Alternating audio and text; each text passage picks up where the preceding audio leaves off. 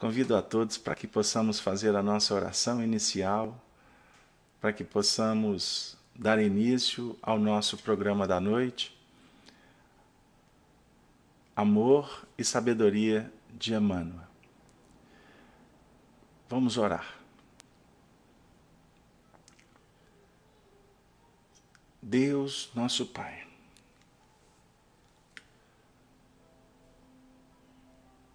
nesse momento, com alegria em nossos corações,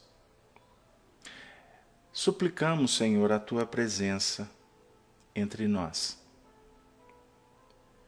Que possamos, nesta noite, encontrarmos aqueles elementos necessários para o nosso burilamento interior. Que o conteúdo que a doutrina espírita nos oferece possa nos ajudar a abrir os portais da imortalidade. Que possamos, Senhor, também suplicar o Teu auxílio para angariarmos a medicação que necessitamos, para que possamos nos fortalecer quanto pessoas que temos responsabilidades na sociedade, com a família. Que esta noite, Senhor, possa nos apresentar todo aquele caminho que devemos trilhar para atingir, Senhor, a paz interior. Rogamos por todos que sofrem em humanidade e para todos aqueles ouvintes que nos acompanham nas noites de terça-feira com o programa Amor e Sabedoria de Emmanuel. Que os lares representados nesse nosso encontro recebam contributo do Teu excelso amor. E assim, rogamos a Ismael, o benfeitor espiritual do Brasil, a toda a falange que representa o Espiritismo nessas terras-luz, a permissão para iniciarmos o nosso trabalho da noite. Sê conosco, Senhor, e que Jesus, nosso mestre e amigo, nesse momento, possa tutelar a nossa jornada. E assim, só temos a Te dizer muito obrigado pela oportunidade. Que assim seja. Que assim seja. Caríssimos amigos, irmãos, ouvintes da Rádio Brasil Espírita de Maceió, os nossos companheiros da FEAC Minas, os nossos irmãos de toda a rede Amigo Espírita. Eu desejo a todos uma excepcional noite, que o nosso encontro realmente possa ser frutífero para todos nós. Nós estamos aqui, portanto, para dar continuidade aos nossos trabalhos da terça-feira. Lembrando que na última semana nós encerramos o estudo em torno do livro Leis de Amor. E nós tivemos a participação carinhosa, dedicada e eficiente do nosso irmão André Sobreiro, que por motivos doutrinários não pudemos estar com você na última feita. Mas agora, contando inclusive com a presença do André aí como moderador, nós vamos iniciar uma nova etapa no nosso espaço. E já era um desejo nosso, desde quando iniciamos esse projeto, Amor e Sabedoria de Emmanuel, de trabalhar com vocês conteúdos históricos, trabalhar aspectos da obra que foi oferecida para todos nós por Emmanuel através de Chico Xavier, e também trabalhar, discutir, estudar pontos da vida do próprio medianeiro, de companheiros que fizeram parte de todo aquele conclave, de toda aquela grande equipe de amigos servidores. Enfim, a nossa ideia é que esse programa pudesse trabalhar de uma forma a nos auxiliar cada vez mais a nos aproximar do conteúdo doutrinário, tendo Allan Kardec a nossa referência. E nós trabalhamos durante um tempo aspectos que envolveu a obsessão, depois fomos discutir, analisar o livro Leis de Amor, perguntas e respostas com temas extremamente atuais, e agora eu vou convidar vocês a gente trabalhar algumas semanas aqui de uma forma um pouco diferente. E foi muito interessante porque chegou no momento oportuno. Desde o mês passado, o mês de abril de 2014, quando recebemos o periódico bendito da Federação Espírita Brasileira, a Revista O Reformador, que já completa o ano 132, exatamente no número 2221, nós fomos brindados com um artigo que foi dividido inclusive em 3 partes e que ele leva o seguinte título: A existência de Públio Lentulus ao tempo do imperador Tibério. Esse artigo, nós ficamos assim tão felizes em ter acessado, que nos ocorreu a vontade de trazer aqui para que a gente possa, no nosso espaço, também falar de história. E com isso a gente vai dividir para aqueles que não tiveram acesso ainda a essa reportagem, a esse artigo, mas que também ele vai dar bases para que a gente possa abrir, não é, o nosso entendimento e, quem sabe, sendo inspirados pelos nossos benfeitores, podermos, de repente, vasculhar mais alguns pontos que remontam à história do nosso querido Emmanuel. Então, gente, eu vou pedir a vocês que nessas semanas que a gente vai trabalhar esse artigo, que vocês possam nos apoiar, vibrando e contando também com a paciência de vocês, porque nós vamos ter que ler o artigo, para que a gente possa discutir os pontos que a gente venha a entender serem importantes para nós, ok? Então vamos lá, sem delongas. A primeira parte. O cargo especial na Palestina. O presente estudo, dividido em 3 artigos, tem por objetivo a avaliação dos dados históricos contidos na obra há 2000 anos. Psicografada por Francisco Cândido Xavier. Propõe-se especificamente a busca de dados em arquivos remanescentes da Roma Antiga sobre a historicidade do personagem protagonista do livro em questão, Públio Lentulus. Carlos Henrique Najib Assunção é o autor deste artigo. Vamos lá.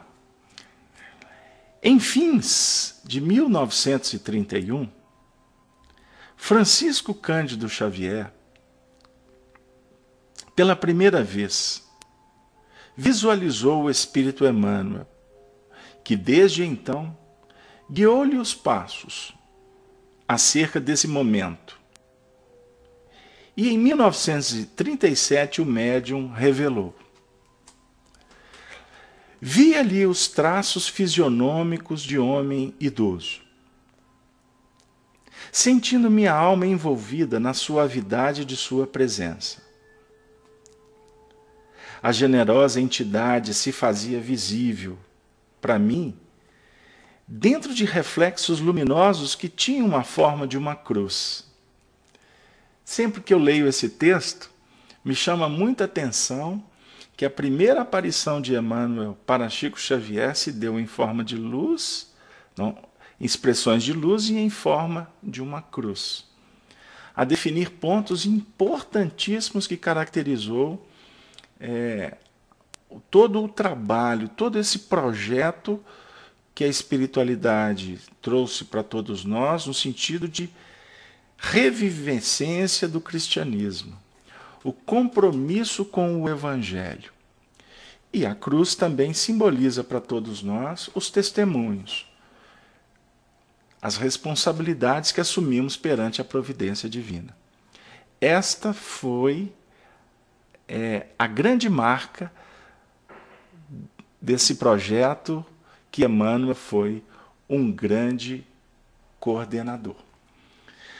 Bom, levando as suas dissertações, continua Chico, ao passado longínquo, afirma ter vivido ao tempo de Jesus, quando então se chamou Públio Lentulus Cornélios. Carlos Henrique comenta assim: Chico Xavier tendeu a ser criticado e ridicularizado pelo simples fato de o seu guia ter declarado ser personagem romano. Imagina-se também o furor causado na época diante de tal revelação. Se o ouvinte ainda não entendeu o porquê, para tanto convém mergulhar nas areias do tempo. O personagem citado, Públio Lentulus, já era conhecido e mencionado há muitos séculos nas tradições cristãs por conta da famosa carta em que descreve fisicamente Jesus. Eis aqui, enfim, a resposta com tanta ansiedade esperáveis. Ultimamente apareceu na Judéia um homem de estranho poder, escreveu Públio Lentulus, cujo verdadeiro nome é Jesus Cristo, mas a quem o povo chama o grande profeta. E seus discípulos, o Filho de Deus. Diariamente conta-se dele grandes prodígios. Ressuscita os mortos, cura todas as enfermidades e traz assombrada toda Jerusalém com a sua extraordinária doutrina. É um homem alto e de majestosa aparência. Sua face, ao mesmo tempo severa e doce, inspira respeito e amor a quem a vê. Seu cabelo é da cor do vinho e desce ondulado sobre os ombros, e dividido ao meio ao estilo nazareno. Sua fronte, pura e altiva, sua cútis pálida e límpida, a boca e o nariz são perfeitos. A barba é abundante e da mesma cor dos cabelos. As mãos finas e compridas, os braços de uma graça encantadora, os olhos azuis plácidos e brilhantes. É grave, comedido e sóbrio em seus discursos, repreendendo e condenando. É terrível, instruindo e exortando. Sua palavra é doce e é acariciadora. Ninguém o viu rir, mas muitos o têm visto chorar. Caminha com os pés descalços e a cabeça descoberta. Vendo-o à distância, há quem o despreze, mas em sua presença não há quem não estremeça, com profundo respeito. Quando se acercam dele, dizem haver recebido enormes benefícios, mas há quem o acuse de ser um perigo para vossa majestade, porque afirma publicamente que os reis e os escravos são todos iguais perante Deus. Aqui tem a carta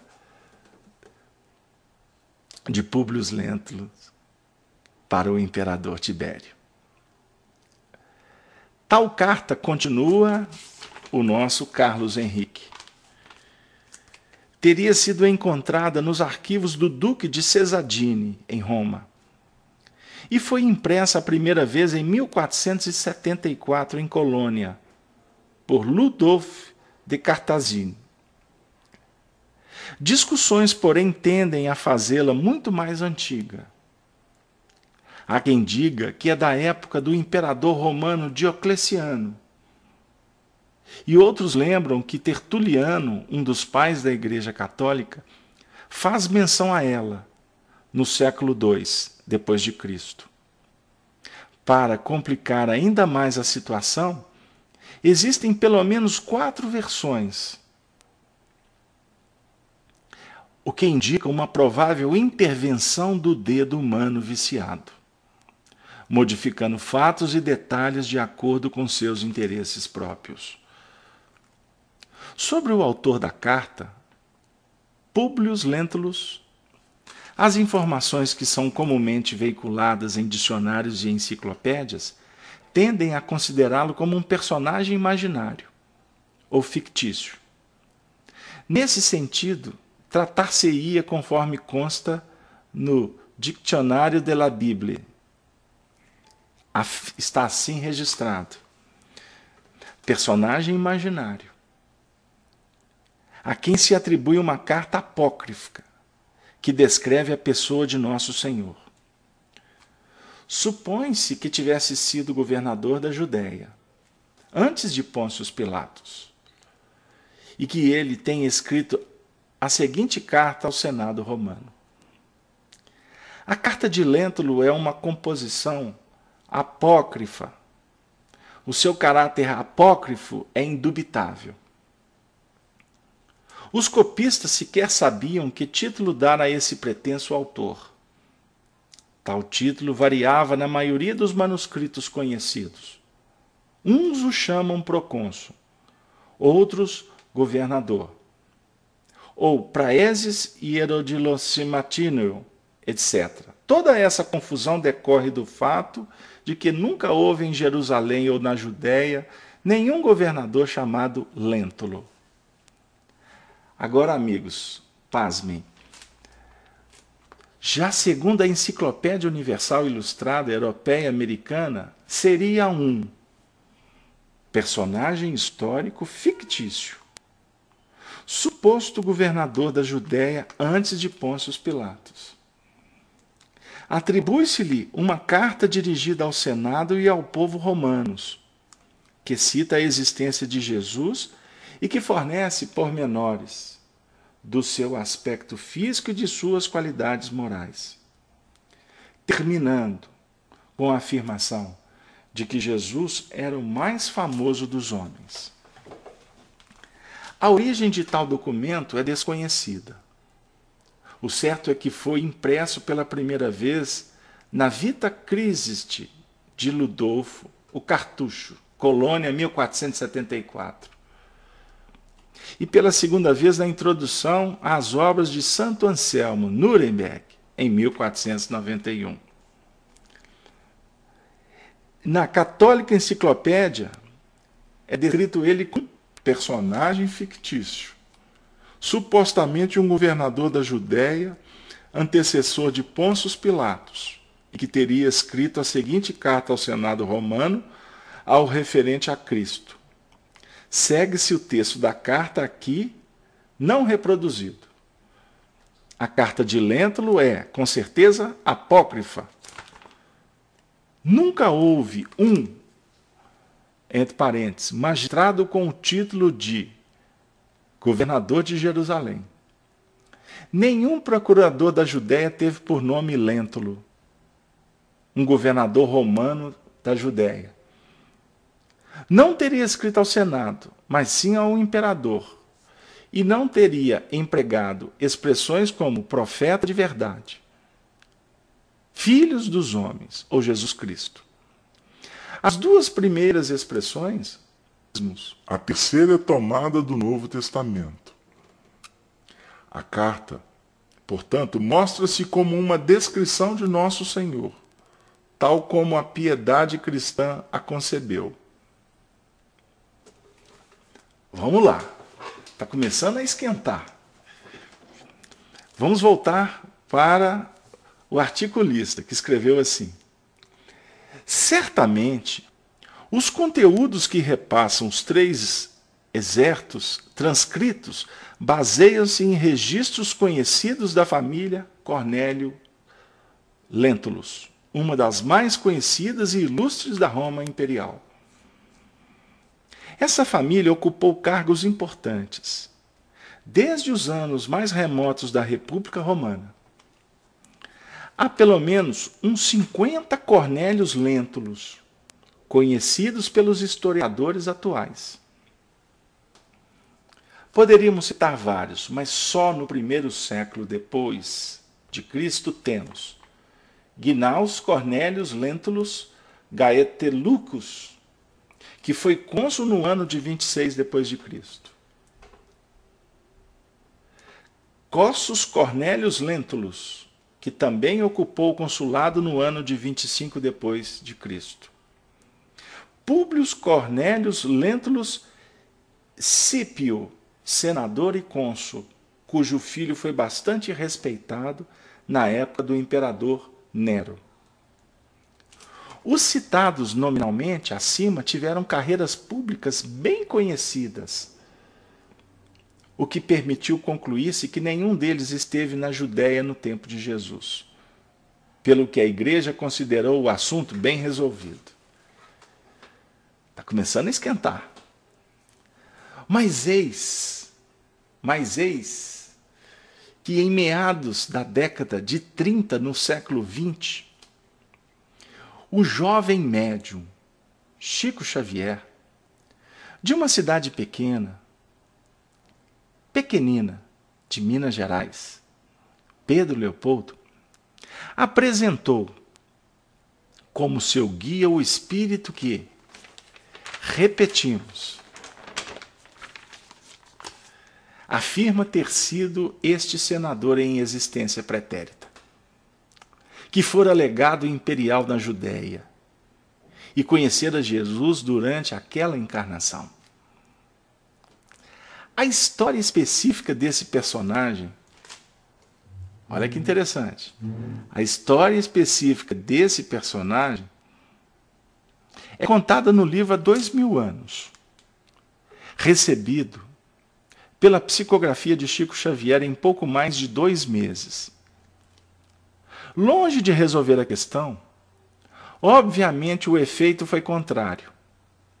Uns riram, outros vociferaram. Mas o fato indelével é que aquele jovenzinho, de pouquíssimo estudo, com rotina de trabalho intensa, dedicando-se à prática do bem na doutrina espírita, recebera a saga completa de um mundo desaparecido há séculos. Saga eternizada e reeditada até hoje. A imprensa da época teceu uma série de comentários que reproduzimos abaixo. Prosseguimos hoje na enquete em torno das obras psicografadas por Francisco Cândido Xavier. Há dias, em nosso entrevistado, declarou, entre outras coisas, que Emmanuel, guia espiritual do médium mineiro, se diz Públio Lentulus, governador na Judéia no tempo de Cristo. E que desse personagem não se vê, entre aspas, nem sombra naquela época, segundo dados de que dispunha. O interesse que nos leva a abordar esse assunto histórico é o esclarecimento que devemos aos nossos leitores, que vêm acompanhando a presente, entre aspas, enquete. E é por isso que, a propósito, fomos ouvir o senhor Silvano Sintra de Melo, cujas declarações reproduzimos a seguir. Perguntamos inicialmente a Sua Senhoria, o senhor Sintra de Melo, se Emmanuel, guia de Chico Xavier, disse ou não ter sido o governador da Judéia quando fora outrora Públio Lentulus.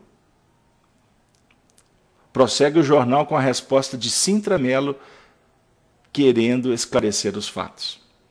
De fato, Na psicografia de há 2000 anos, Lentulus não é apontado como governador da Judéia, porque já se sabia na época, 1938, que não tinha havido um governador da Judéia de nome Lentulus.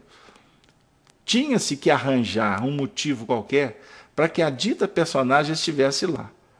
E o motivo foi uma legação imperial. Voltando ao Carlos agora. Em linhas gerais, podemos dizer que as críticas são as seguintes.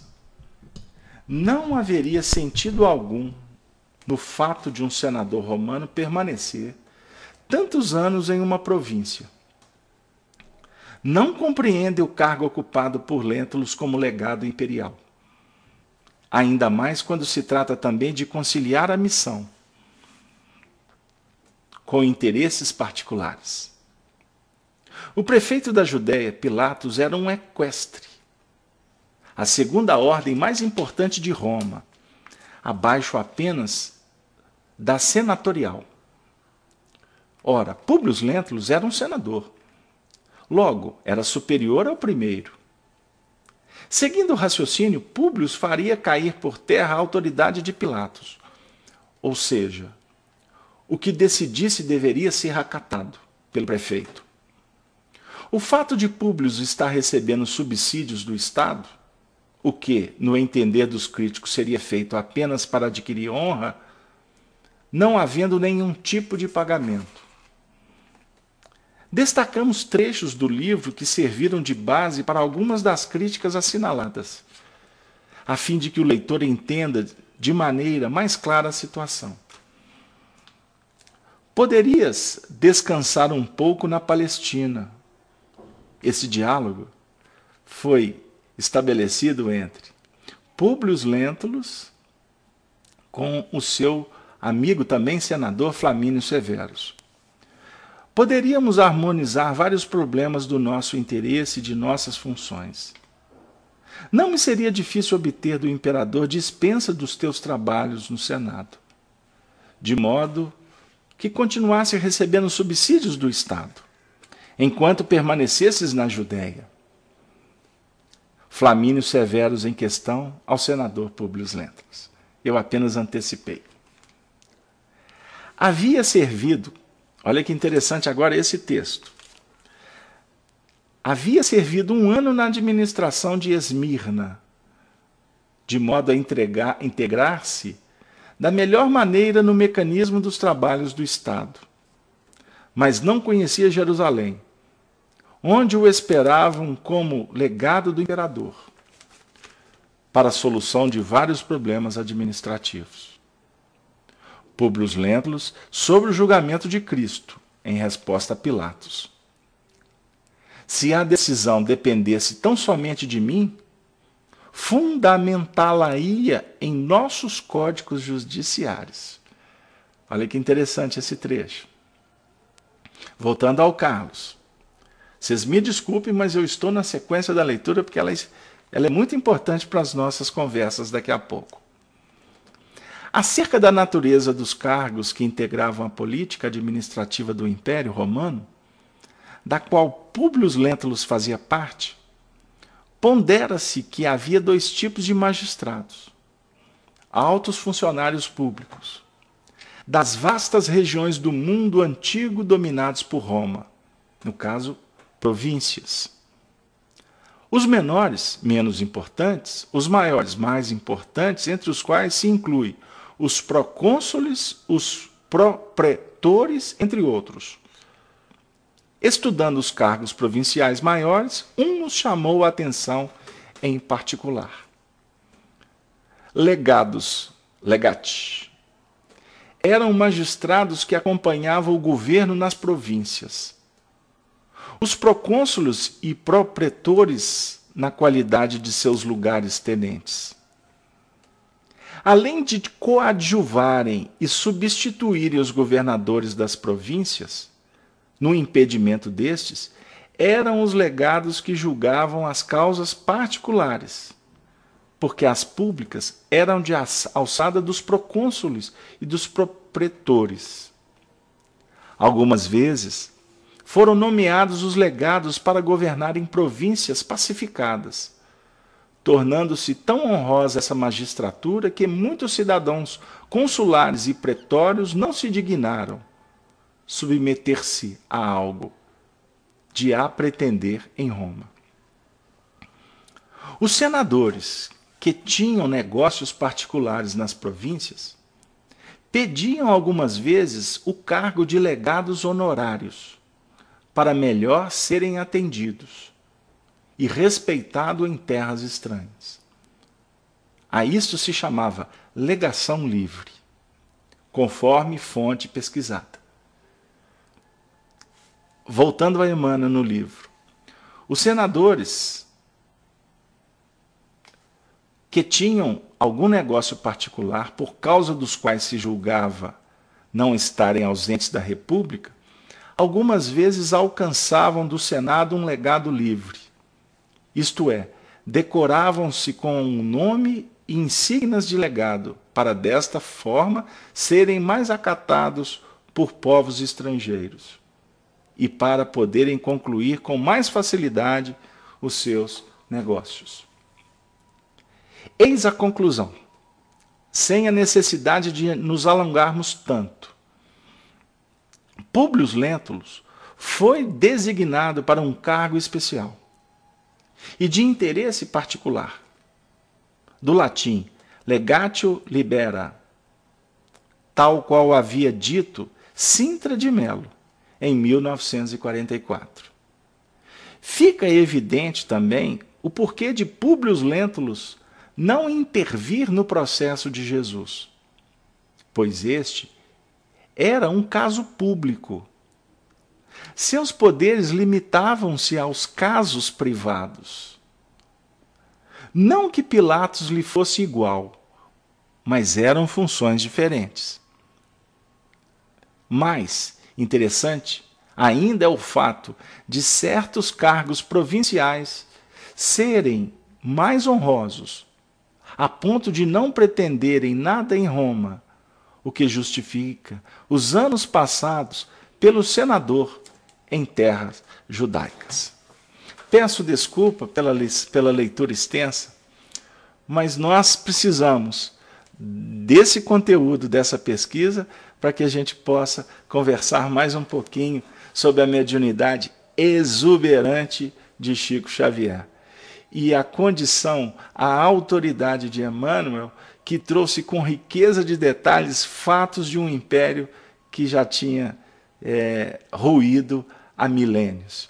O que define para nós a importância de acessarmos a história verdadeira no mundo espiritual, que com o passar do tempo vai nos revelando aquela condição que todos nós vamos atingir de nos intercambiar com as esferas maiores.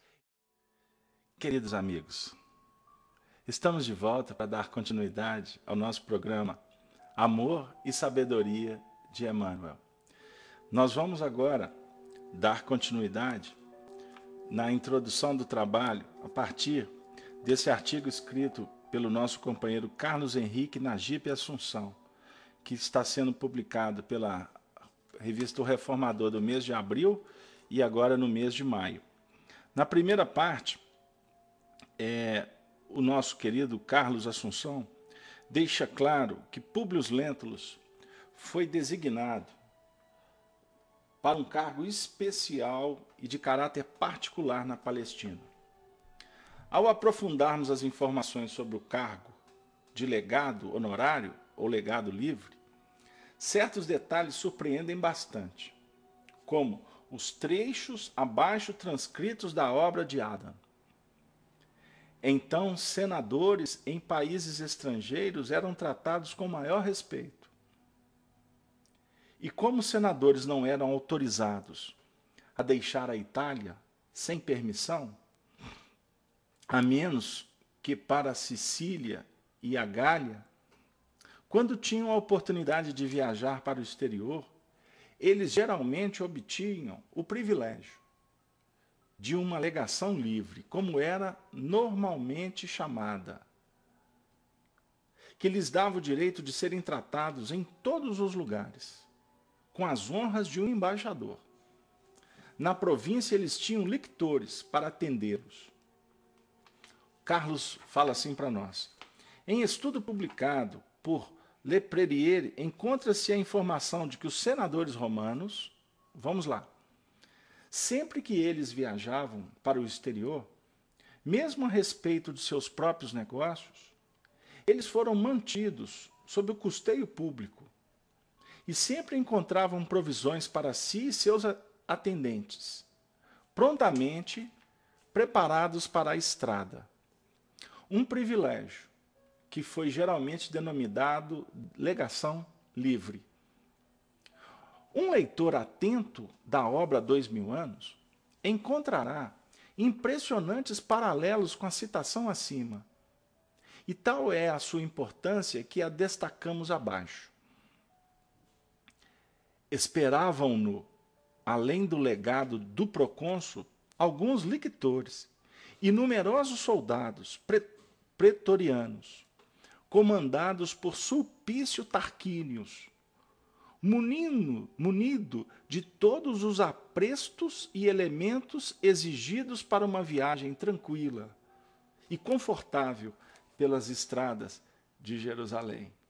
Esse trecho, psicografado pelas mãos de um jovem que não tinha cultura acadêmica, que na época não tinha informações, livros, que vivia debaixo de duras penas, trabalhando de uma forma muito dura e trazendo aspectos precisos, detalhes riquíssimos da história vivida pelo senador Lentulus aos tempos de Jesus.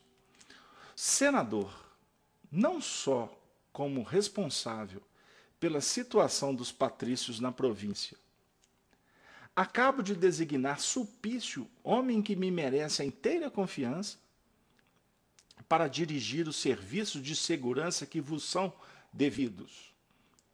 Além dele, mais um lictor e alguns centuriões partirão para Cafarnaum, onde permanecerão as suas ordens. Encarava com ansiedade os primeiros obstáculos à sua permanência na Judéia, na qualidade de patrícios, mas também como estrangeiros. Continuando mais trechos do livro. Não devemos esquecer que Públio permanecia na Palestina com poderes amplos, na qualidade de emissário de César e do Senado, e a quem todas as autoridades da província, inclusive o governador, eram obrigados a acatar, com especial atenção e máximo respeito. Outro trecho. Públio Lentulus continuava comissionado na Palestina, onde gozava de todos os direitos e regalos políticos na administração provincial. Carlos continua o texto dizendo: era muito comum que o legatio libera exercesse também o legatio votiva, o que lhe dava, conforme citado anteriormente, honras de embaixador. Assim, Públio Lentulus representaria também os interesses de Roma, junto à nação conquistada, explicando-se assim o porquê dos indivíduos do povo o procurarem para denunciar as ações violentas de Pôncio Pilatos. Compreende-se também por que se envolveu, segundo o livro há 2000 anos, na reforma administrativa da província, o que deve ter ocorrido nos primeiros anos da década de 40, do primeiro século, quando, segundo a história, não havendo mais prefeitos romanos, foi implantada a monarquia, sob o reinado de Herodes Agripa I, sendo substituída poucos anos depois pela administração de procuradores nomeados pelo próprio imperador romano.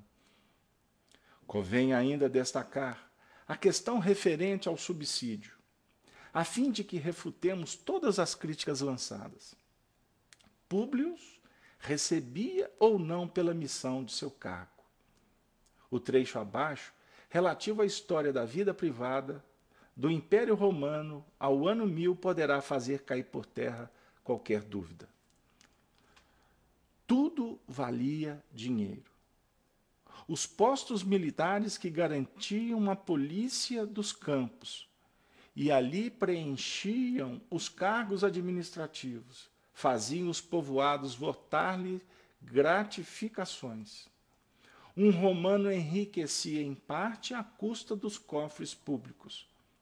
Ninguém servia ao Estado, porém, dele se servia. Tal fato não era diferente para o legatio libera, cujos subsídios provinham do cofre da província em que estava estabelecido. Isto, sem dúvida alguma, deve tê-lo tornado uma figura bastante indesejada entre a população provinciana. Há outro ponto sobre o qual devemos também nos debruçar. Emmanuel informa no livro que era senador romano já no ano 31, quando tinha por volta de 29 ou 30 anos. A crítica também questiona esse trecho. E o nosso pesquisador foi buscar, afirmando ser impossível, pois que o personagem não tinha a idade mínima para ingressar naquela instituição. Indagamos mais uma vez sobre a fonte que permitiria tal indagação, pois, de acordo com o nosso conhecimento, não há nenhum erro no fato. Vejamos as condições para fazer parte do Senado. Que tivesse servido em algum cargo, pelo menos a questura, para a qual se exigia a idade mínima de 25, sendo por isso indispensável que o candidato tivesse 26 anos. Eu vou pular alguns trechos, porque a leitura é extensa. E que tivesse comportamento irrepreensível.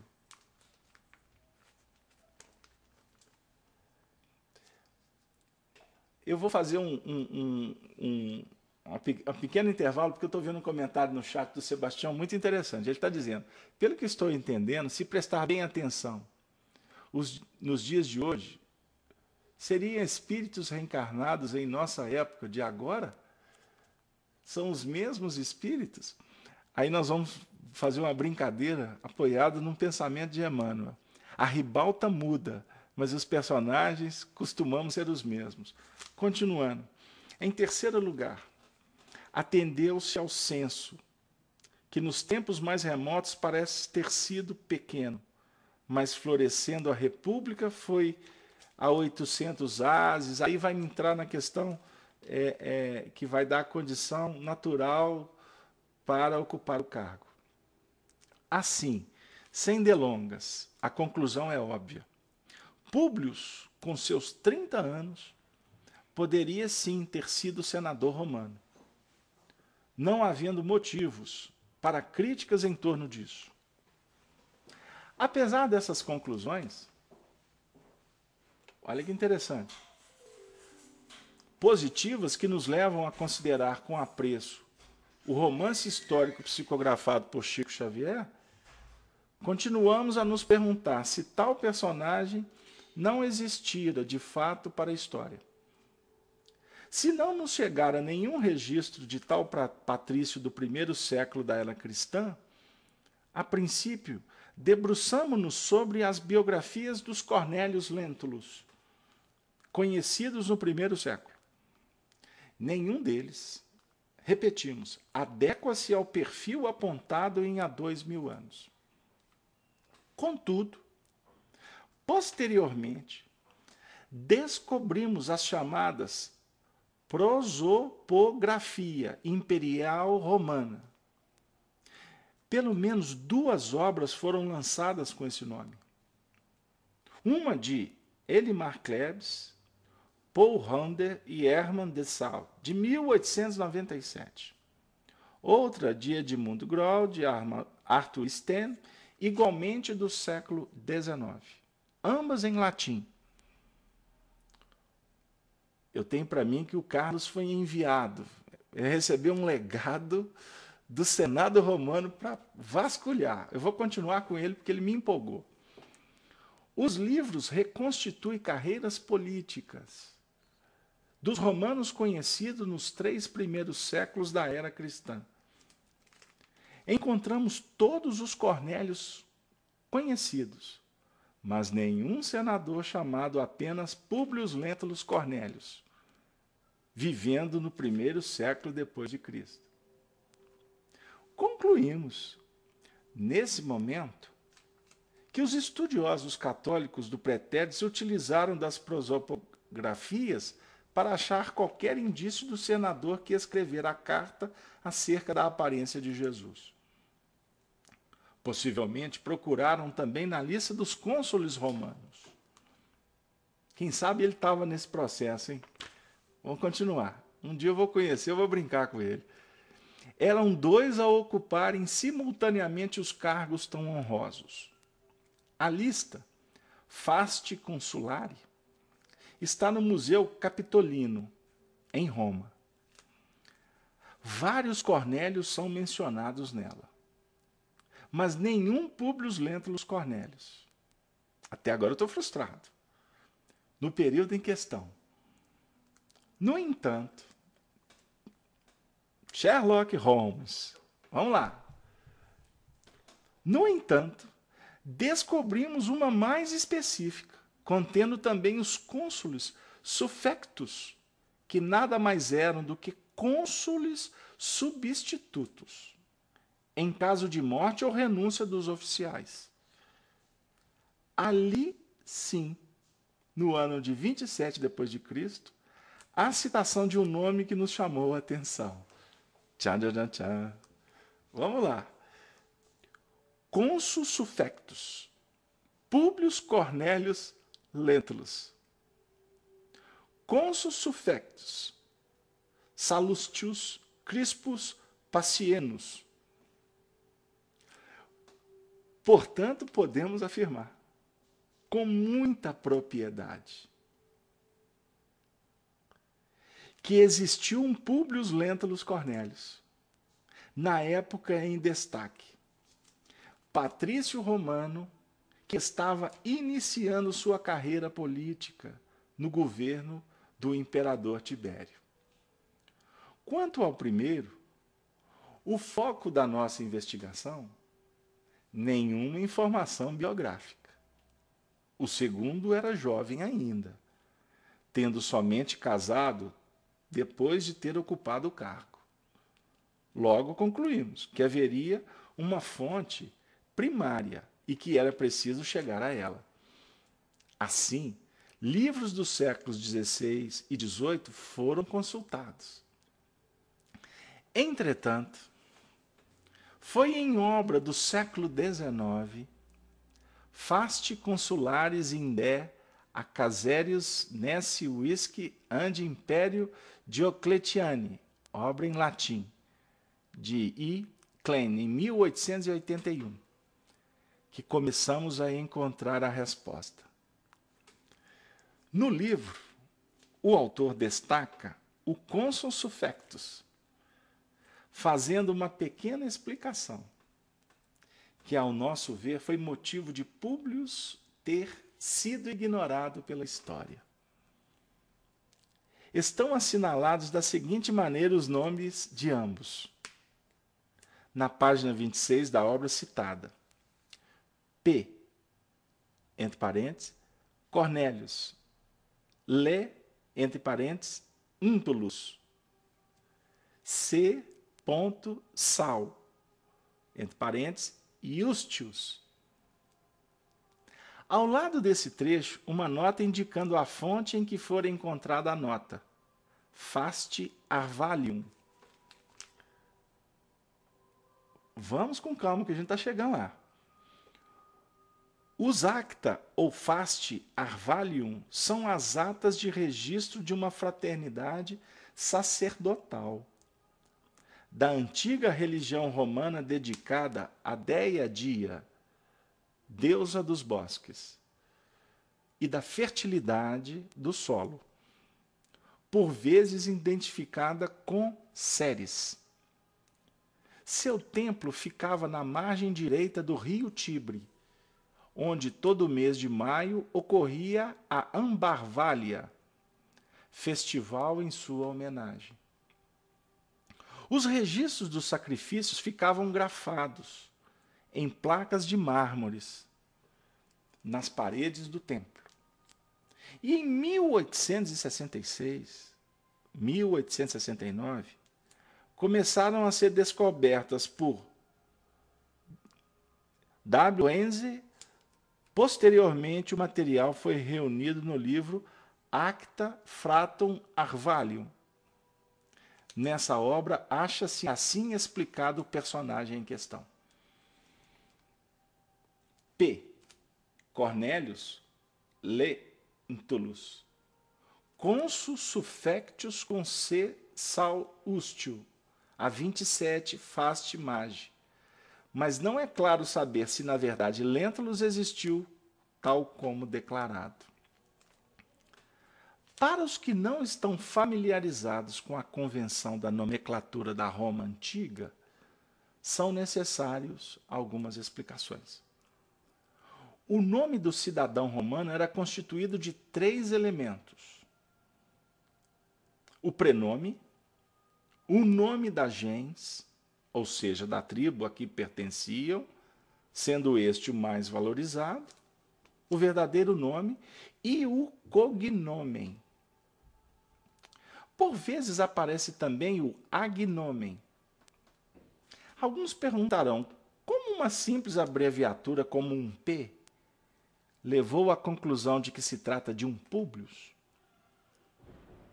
Não poderia ser outro nome? Não, resposta do pesquisador. De acordo com a convenção da época, seria mesmo esse nome. Na verdade, era comum o prenome figurar abreviado nos monumentos públicos. Monumentos públicos. E me vem à memória uma assinatura que eu tenho de Manuel da Nóbrega com o prenome abreviado. Um dia eu vou discutir isso com vocês. Em seguida, está escrito Cornélius, o que indica que foi acrescentado o nome gentílico, por tratar-se do correto. O uso de nomes entre colchetes é muito usado no livro, para vários indivíduos cujos nomes estão fragmentados. Por fim, há o, entre colchetes, le. Não encontramos nenhum ramo do Cornélius cujas iniciais LE fosse de qualquer outro que não dos Lentulus. Na verdade, Lentulus era, no 1º século depois de Cristo, um cognome exclusivo dessa gens e de nenhuma outra. Alguns poderão até mesmo querer sugerir outros cognomes de famílias importantes da época, mas convém observar algumas questões. O organizador do Fest Arvalio não renega a fonte histórica, cujo conteúdo em questão aparece fragmentado. Fazer isto seria um contrassenso, uma desvalorização de sua própria obra. Ao pôr na nota de rodapé, mas não é claro saber-se se, na verdade, Lentulus existiu tal como declarado. Refere-se ao fato de não haver nenhum outro registro da vida política desse personagem, que não seja o único citado. Porém, isso, de maneira alguma, quer dizer que esta carreira inexistiu. Demonstra apenas que ela não chegou a nós. Forçoso é reconhecer que na parede de um templo romano foi grafado o nome de um cônsul, suffectus chamado Publius Lentulus Cornelius. E que ninguém, até onde pudemos pesquisar, prestou atenção nesse homem. As famílias tinham a tendência de usar os mesmos prenomes de seus antepassados. Logo, há um número limitado no meio delas. A gens Aemília, por exemplo, usou regularmente, através dos séculos, Lúcio, Mânio, Quinto, Tibério, Caio e até mesmo Paulo. Na gens Cornélia, numerosos indivíduos foram chamados de Públio. Não encontramos nenhuma família importante o suficiente para que um dos seus membros ocupasse o cargo citado, cujo nome, Públio, fosse utilizado e a sua sílaba LE iniciasse um cognome. A época está repleta de Cornélios Lentulus, que ocuparam o consulado. No ano 24, Públio Cornélios Lentulus Scipio foi eleito para o cargo. Em 25, foi a vez de Cosus Cornélios Lentulus. Em 26, veio Cinéius Cornélios Lentulus Gaetulicus. É lógico pensar que, pela fama e poder da gens, um outro membro tem ocupado o consulado em 1927. Ou melhor, desculpa, no ano de 27 depois de Cristo. Públio Lentulus Cornélios, ou Cornélios Lentulus, como queira. Eu gostaria de pedir a vocês mais uma pausa para que a gente possa voltar daqui a 2 minutos. Queridos amigos, ouvintes da Rádio Brasil Espírita, da Rede Amigo Espírita, todos nós que compusemos essa equipe, essa família de fraternidade, que Jesus nos abençoe. Nós vamos, agora nesse momento, trabalhar os últimos movimentos desse artigo do nosso companheiro Carlos Henrique Najib Assunção, que devemos vibrar e agradecer pelo esforço, pelo trabalho maravilhoso que esse historiador realizou para nos conceder um manancial de informações tão rico. E eu gostaria de, antes de dar continuidade, agradecer a Carla Fabris. Carla, muito obrigado pela sua participação conosco. Eu tenho visto alguns comentários seus na Rede Amigo Espírita, enfim. É muito bom a gente estar estudando juntos. E todos nós aqui somos aprendizes e com certeza nos inebriamos com as histórias. E é muito interessante porque agora eu me recordo de Arnaldo Rocha, quando nos contava aqui em Belo Horizonte os tempos ouro de Pedro Leopoldo, quando eles passavam as tardes de domingo reunidos perto da casa de Dália, uma das irmãs de Chico. Tinha um campo de futebol ali próximo. Então o grupo de amigos geralmente passava as tardes ali conversando. E eles recebiam verdadeiras aulas de história universal. E muitas vezes Emmanuel se fazia presente, ou outros autores, outros amigos espirituais, para fazer correções nos comentários que eles faziam. Ou dando respaldo, olha, a história universal está correta. Ou não, nesse ponto o historiador escreveu com aquela tinta bem característica dele, dos seus interesses, enfim. E, em vez por outras, eles traziam revelações transcendentes que pena que não foram todas gravadas para que hoje a gente pudesse estar discutindo-as. Mas a gente sabe que nada acontece por acaso e, por exemplo, um trabalho como desse nosso companheiro, ele tem um valor extraordinário e, como a Carla falou, era necessário que a doutrina espírita, ou seja, todo o conteúdo doutrinário, o movimento espírita pudesse fazer com que a história registrasse Públio Lentulus Cornélios. Vamos continuar. O autor da obra complementa, afirmando que esse Públio é um Cornélios. Se ele tivesse qualquer outra família, observemos, como potencialmente provável, ou deixaria clara a dúvida, assinalando a questão, ou simplesmente deixaria em branco, o que é comum em vários trechos da acta.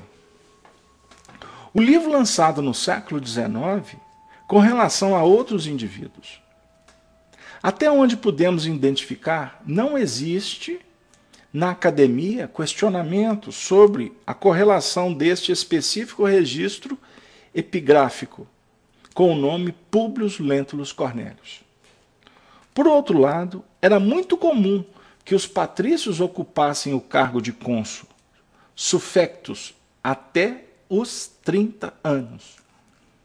Mais do que isso, era uma maneira de possibilitar, de permitir que o indivíduo exercesse cargos importantes administrativos, tais quais os variados tipos de legado, nas províncias da Ásia e da África. A necessidade de ter indivíduos para o preenchimento de legados provinciais levou o imperador Augusto, inclusive, a reformar o consulado suffectus. Muitos poderão argumentar que a idade mínima para a função era de 40 ou 43 anos. Entretanto, tal era o costume da época republicana e o período em questão é o Império. Aqui essa pré-condição na prática foi caindo por terra, levando-se em consideração que muitos imperadores se autodenominavam ou indicavam protegidos seus para o cargo bem antes do tempo permitido. Assim, Otávio Augusto foi cônsul aos 19 anos. Caio César ocupou por volta dos 20 anos. Marcos Fúrios Camilo tinha por volta de 33 primaveras, quando foi nomeado para o ilustre cargo no ano 8 depois de Cristo. O próprio companheiro de Públio Lentulus Cornélios, o suffectus Salustio, nem havia casado ainda, conforme afirmamos anteriormente. Isto para citar somente alguns exemplos. O cargo de cônsul era o último de uma série de outros que deveriam ser ocupados pelos jovens patrícios. A isso se chama cursus honorum, carreira ou curso honroso. Com 20 anos poderia ser tribuno militar. Depois ocuparia sucessivamente o cargo de questor, responsável pelos impostos e finanças. Edil, manutenção da ordem e abastecimento da cidade. E pretor, responsável pela justiça. Mas não se deve entender esse ciclo como absoluto. Muitas famílias patrícias conseguiram subtrair os cargos de tribuno e de edil de seus jovens, assim como o intervalo de tempo exigido entre as funções. Ademais, repetimos, a vontade do imperador vigorava sobre todas essas convenções, pouco importando idade mínima e outros fatores. A obra, há 2000 anos, dá a informação de que o senador Lentulus, vamos à obra, conhecia parte da Ásia, porque na primeira mocidade havia servido 1 ano na administração de Esmirna. Olha a condição aqui. De modo a integrar-se da melhor maneira no mecanismo dos trabalhos do Estado.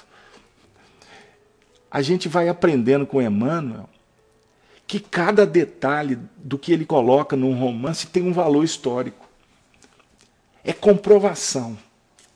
É matemático. E ele está dizendo alguma coisa para a gente. Por isso é que não dá para a gente trabalhar com os romances de Emmanuel lendo como se fosse historinha. Para o pesquisador, é um tesouro, porque ali ele vai trazendo pontos que, se o indivíduo abrir o campo intuitivo e correr atrás, ele vai aprender.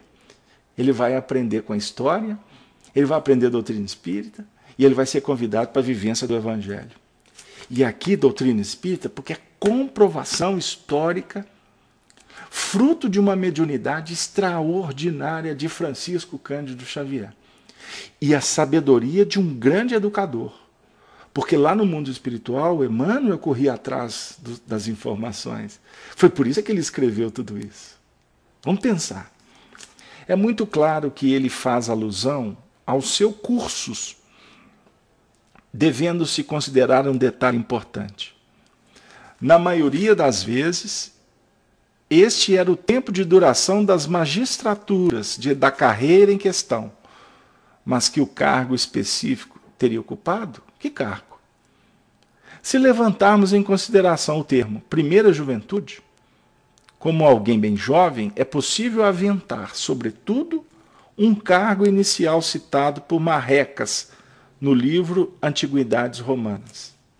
Esse cargo é o de contubernalis, em que jovens do patriciado algumas vezes acompanhavam procônsules e propretores para aprenderem nas províncias os exercícios da guerra. Olha que interessante. O cargo de questor provincial, questor provincias, é outra possibilidade.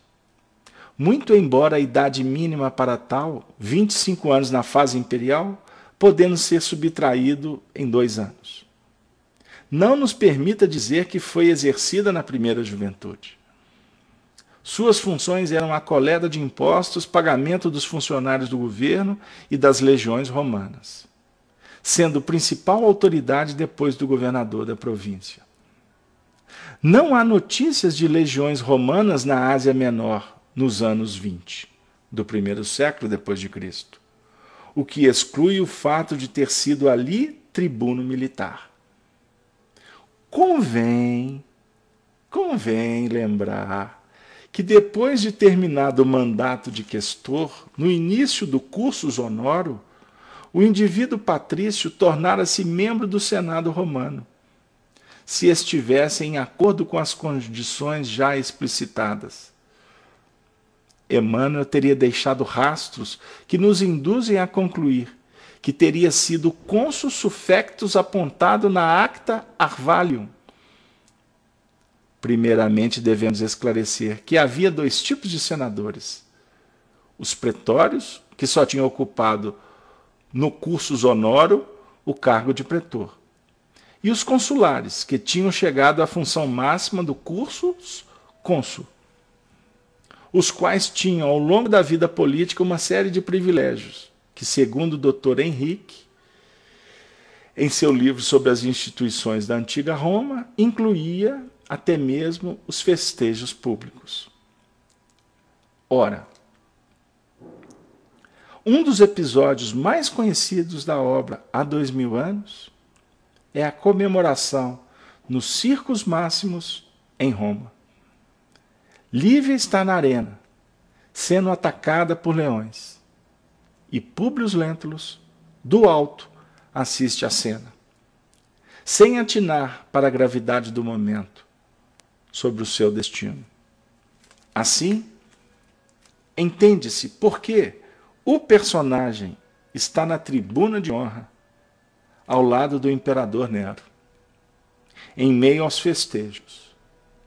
Era um direito dele, dada a condição de ex-cônsul, ainda que suffectus. Meu Jesus! Como foi falado no chat, ufa! Desculpem, hoje nós ocupamos vocês com uma leitura muito extensa. Mas a história, ela é empolgante. O trabalho do companheiro em levantar esses dados, extraordinariamente inspirado, merece o nosso preito de gratidão, o nosso carinho, as nossas preces. Gostaria muito de conhecê-lo. Gostaria muito de abraçá-lo. Mas se a vida não nos permitir, fica aqui as nossas preces, as nossas vibrações, para que ele continue nesse trabalho extraordinário. Nós somos suspeitos porque a história faz parte um pouco do nosso compromisso dentro do movimento espírita. E não foi à toa que nós tivemos a oportunidade de ter conhecido Arnaldo Rocha, que nos apresentou facetas maravilhosas da vida de Francisco Cândido Xavier. E por isso nós tivemos a oportunidade de mergulhar na história, em vários movimentos da história, não dessa maneira científica, cheia de metodologia que o nosso companheiro fez. Mas nós tivemos que, vamos dizer assim, fazer um trabalho de uma arqueologia psicológica espiritual para entender muitos pontos da história. Na próxima semana, eu gostaria de continuar com essa exposição e convido vocês, como a última parte, a terceira e última parte desse artigo só vai sair no Reformador do mês de junho, nós vamos ter que pedir a paciência para vocês, para que a gente possa trazer a conclusão do nosso companheiro quando o Reformador nos autorizar. Mas nós vamos associar as gravações com a sequência do nosso trabalho aqui, que está sendo em tese concluído na noite de hoje. Tem alguns pontos que eu gostaria de enaltecer, inclusive a própria memória viva de Chico Xavier e de Emmanuel, que nos foi apresentada por Arnaldo Rocha. Que esse mesmo benfeitor que declarou para todos nós que fora, numa existência anterior a Públio Cornélios Lentulus, ele fora Públio Cornélios Sura, na mesma gens Cornélios. E é muito interessante porque naquele período foi um período muito complicado da República Romana. Período em que ele viveu naquele movimento da própria Revolução de Catilínia. Conforme ele mesmo, Emmanuel, faz a descrição no primeiro capítulo do livro Há 2000 anos.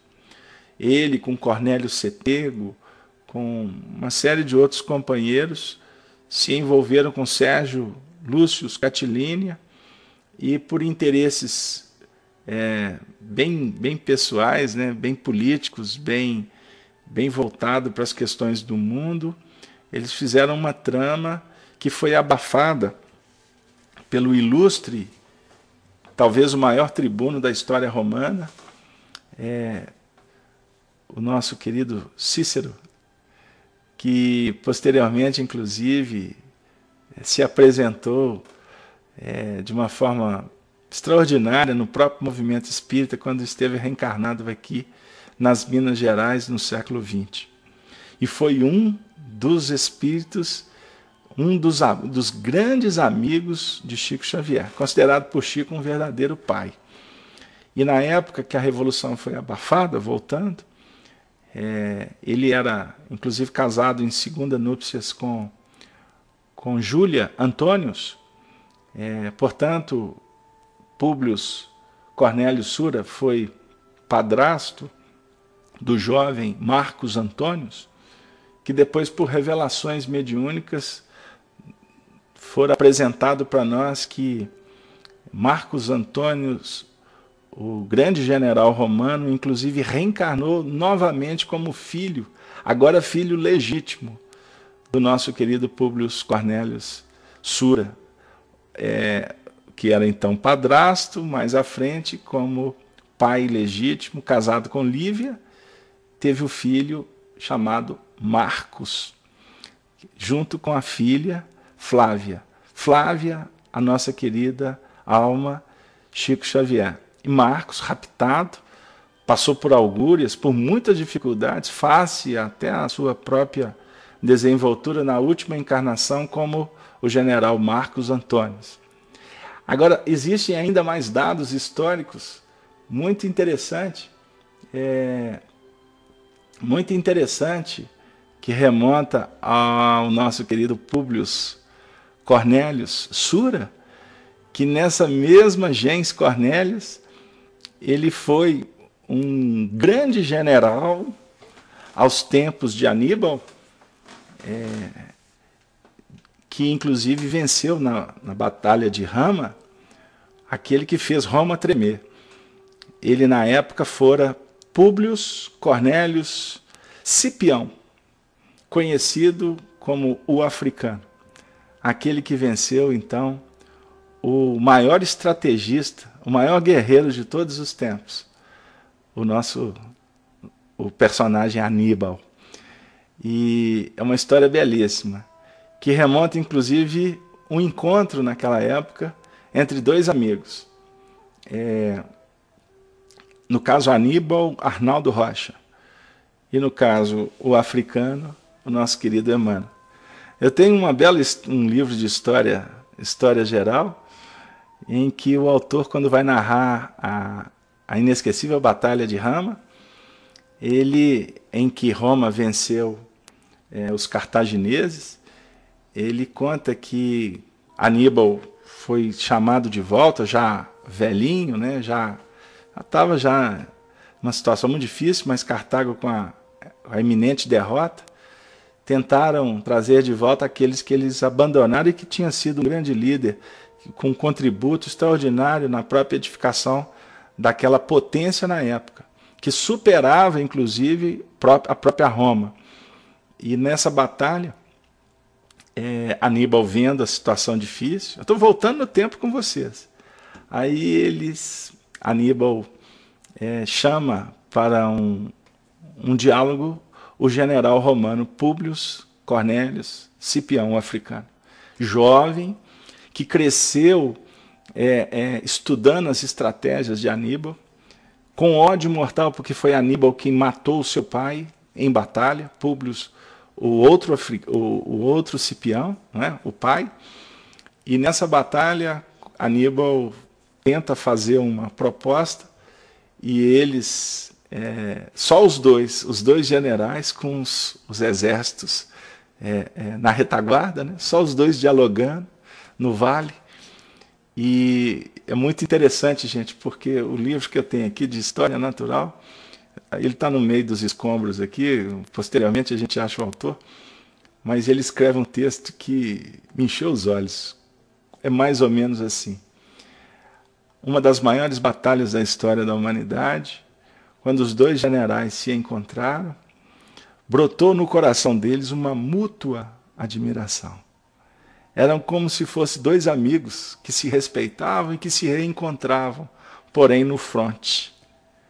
Mas não houve possibilidade de negociação. Mas, respeitosamente, eles se recolhem para assumir os postos que a vida os conferiu, e ali foi travada essa batalha inesquecível. E aí, hoje, a gente vê como que é desafiador para todos nós voltarmos no tempo e procurarmos viver não mais com essa mente focada para o Império Cesariano, para as construções colossais que são falaciosas, tendenciosas, que são arbitrárias, que são muitas vezes corruptas e que nos desviam tanto do nosso desafio da construção do reino verdadeiro, o reino de Deus, nos tornando agora administradores no império da nossa própria intimidade.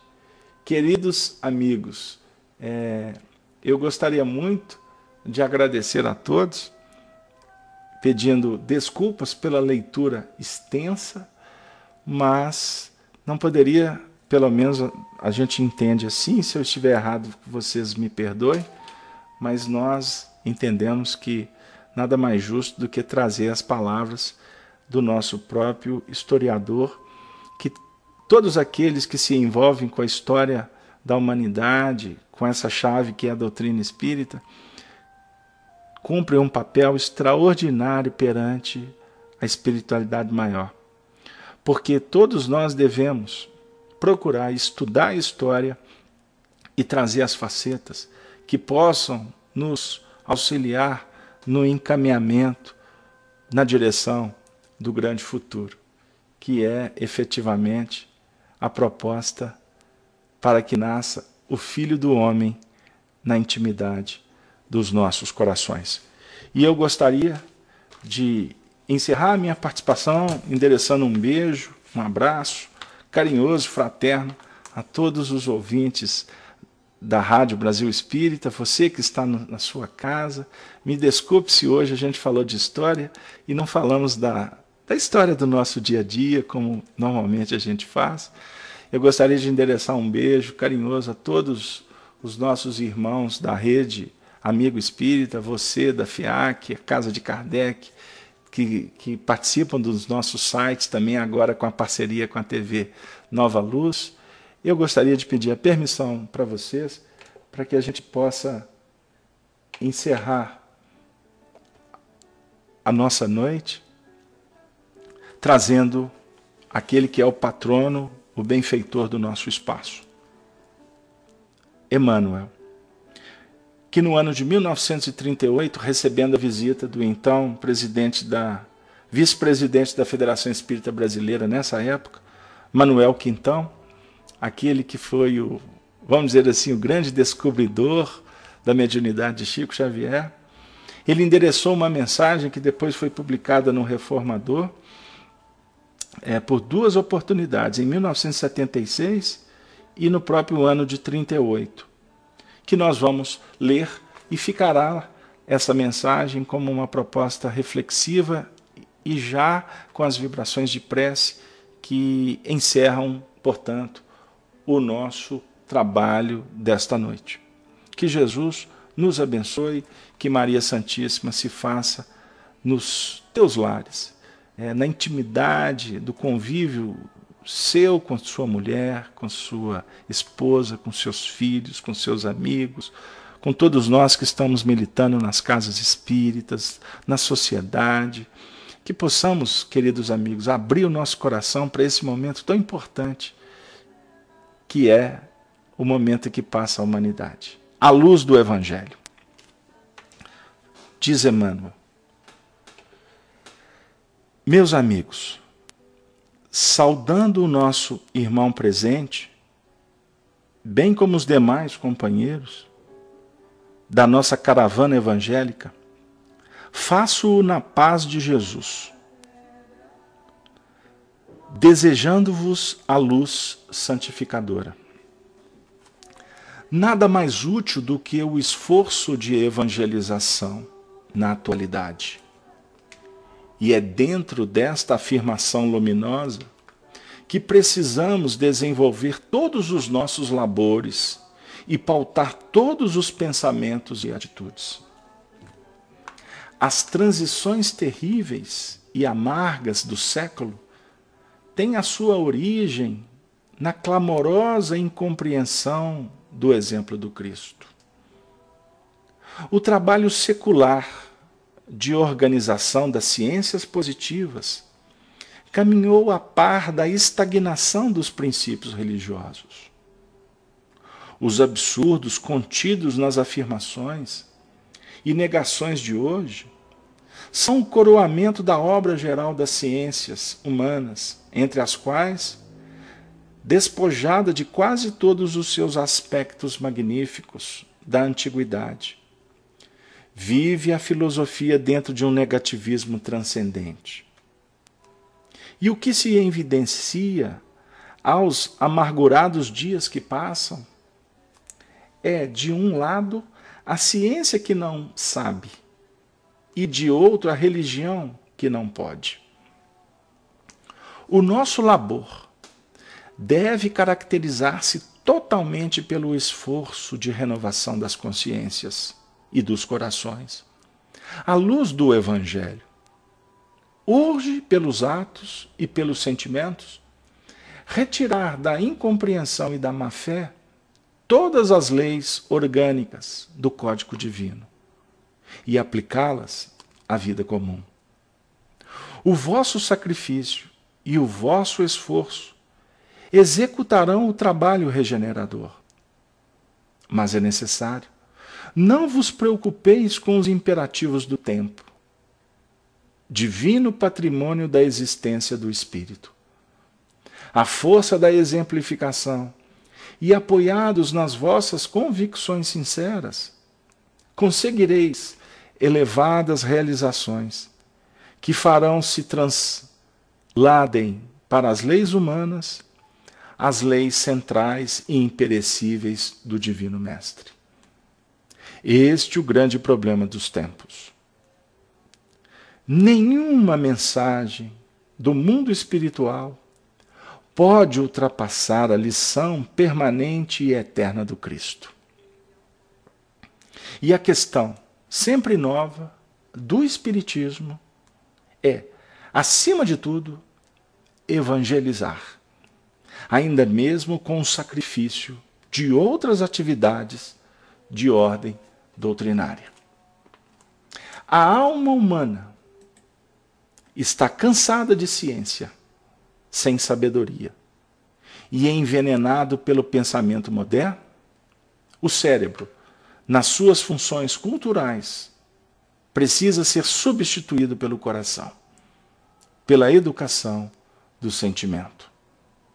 O Evangelho e o trabalho incessante pela renovação do homem interior devem constituir a nossa causa comum.